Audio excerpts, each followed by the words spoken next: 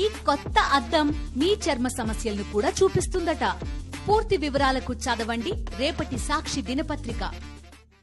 కృష్ణమ్మ ప్రవాహం ప్రమాదకర స్థాయిలో కొనసాగుతోంది. కృష్ణానది ఉగ్రరూపం దాల్చడంతో ప్రకాశం బ్యారేజ్పై రాకపోకలు నిలిపివేశారు అధికారులు.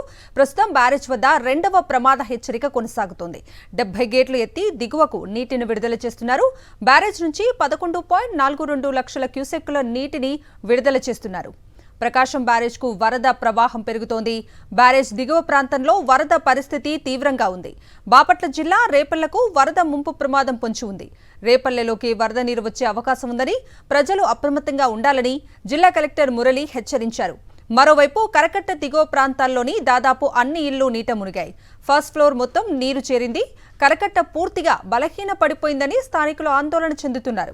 ఇక బ్యారేజ్ దిగువన రీటైనింగ్ వాల్ పై వరకు వరద నీరు చేరింది. ఈ క్రమంలో బ్యారేజ్ ఫిల్టర్ దెబ్బతింది. ఇసుక బోటు వచ్చి తగలటంతో బ్యారేజ్ 69వ పిల్లర్ పాక్షికంగా దెబ్బతింది. గేటును లిఫ్ట్ చేసే ప్రాంతంలో డ్యామేజ్ అయింది. మరికొన్ని రోజులు వర్షాలు ఇలానే ఉంటే వరద ఉధృతి పెరిగే అవకాశం ఉందని అధికారులు అప్రమత్తంగా వ్యవహరిస్తున్నారు.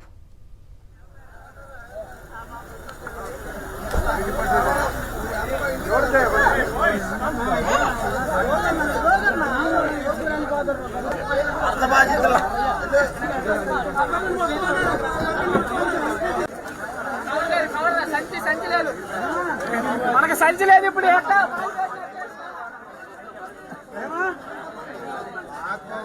పైకి రాదు అదేనా కోరికలో ఒకటే ఇప్పుడు.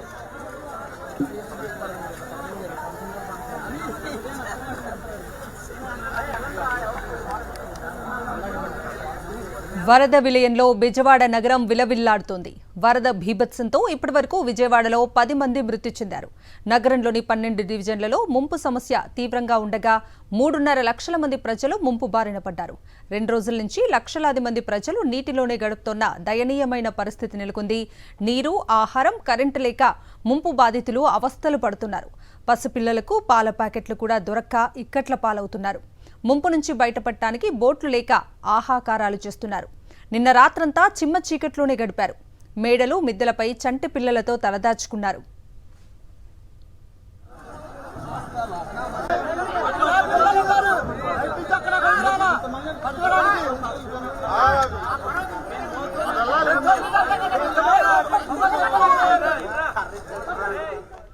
అజిత్ సింగ్ నగర్, నందమూరి నగర్, ఆంధ్రప్రభ కాలనీ, ఎల్బీఎస్ నగర్ మునిగిపోయాయి. వాంబే కాలనీ, అయోధ్య నగర్, మధురా నగర్, రామకృష్ణాపురంలను నీరు చుట్టుముట్టింది. న్యూ రాజరాజేశ్వరిపేట, ఓల్డ్ రాజరాజేశ్వరిపేట, పైపుల రోడ్డు, కండ్రిక, పాయకాపురం, శాంతినగర్, ప్రశాంతినగర్, జక్కంపూడి, పాతపాడులో ఎక్కడ చూసినా జల విలయమే కనిపిస్తోంది. ఇక Nainavaram, Chittinagar, milk project area, వించిపేటలో వరద ప్రభావం తీవ్రంగా ఉంది. కృష్ణా పరివాహక ప్రాంత ప్రజలు బిక్కుబిక్కుమంటూ గడుపుతున్నారు. రీటైనింగ్ వాల్ ప్రాంత ప్రజలు మాత్రమే సేఫ్గా ఉన్నారు.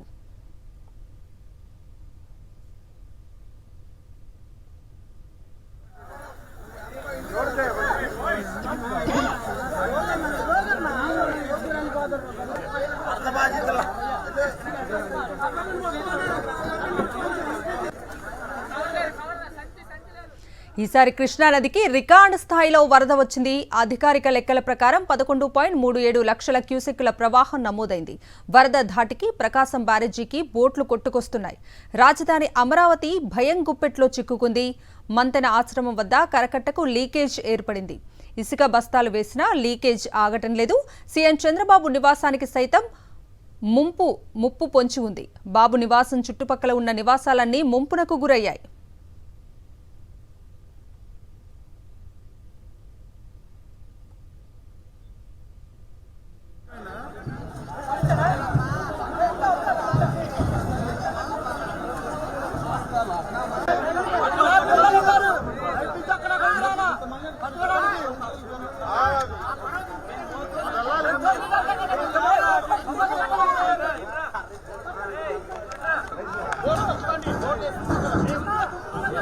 భారీ వర్షాలతో విజయవాడ సింగ్ నగర్లో వరద ప్రభావంతో ప్రజలు నరకం అనుభవిస్తున్నారు.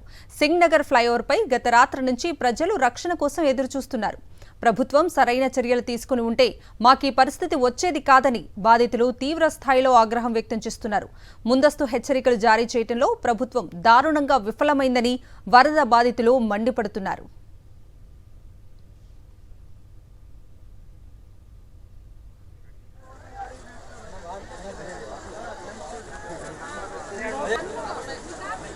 ఇక ఇదే విషయంపై మరింత సమాచారం మా ప్రతినిధి రవీందర్ అందిస్తారు. కురుస్తున్నటువంటి భారీ వర్షాలు చివరికి బుడమేరు పొంగినటువంటి ముప్పు ఇదంతా కూడా అనేక జీవితాలు అస్తవ్యస్తం చేసిన పరిస్థితి ఉంది. దీని కారణంగా రాత్రి నుంచి సింగనగర్లో ఉన్నటువంటి ఫ్లైఓవర్ మీద అనేక మంది ఉన్న పరిస్థితి కనిపిస్తుంది.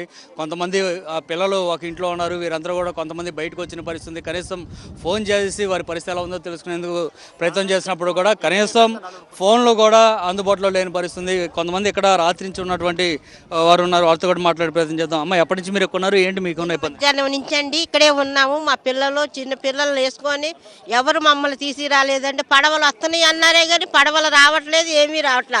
వాళ్ళు ఎవరో బయట వాళ్ళు కుర్రోళ్ళు మమ్మల్ని ఈడ్చుకొచ్చారండి. చచ్చిపోతామేమో అనుకున్నామండి. పిల్లలు మా మనవడిని అందరినీ కుర్రోళ్ళు ఈడ్చుకొచ్చారు. ఈ పిల్లలు ఆ పిల్లలు ఇంకా 5-6 లోపలికి వెళ్ళారండి. ఇక్కడ ఒక కుటుంబం ఉంది, ఇక్కడ ఒక బాబు ఉండిపోయాడండి. ఎవరు 10,000 అడుగుతున్నారండి బాబుని తీసుకురావటానికి. మాకు అది అండి, మేము నిన్న మధ్యాహ్నం నుంచి ఇక్కడే కూర్చొని ఉన్నామండి. మేము మాత్రం అంటే రాత్రి వర్షం చలిలో కూడా ఇదే ఫ్లైఓవర్ మీద ఇక్కడే కూర్చున్నాం. మాకు ఎటు వెళ్తానికి దోవ లేదండి. ఇల్లులో అన్ని అద్దెకిచ్చాము, అద్దెకుంటున్నాం కాబట్టి సామానం గురించి కూడా మేము బాధపడతలేదు. పిల్లలు వాళ్ళు ఉండిపోయారని మేము బాధపడుతున్నామండి.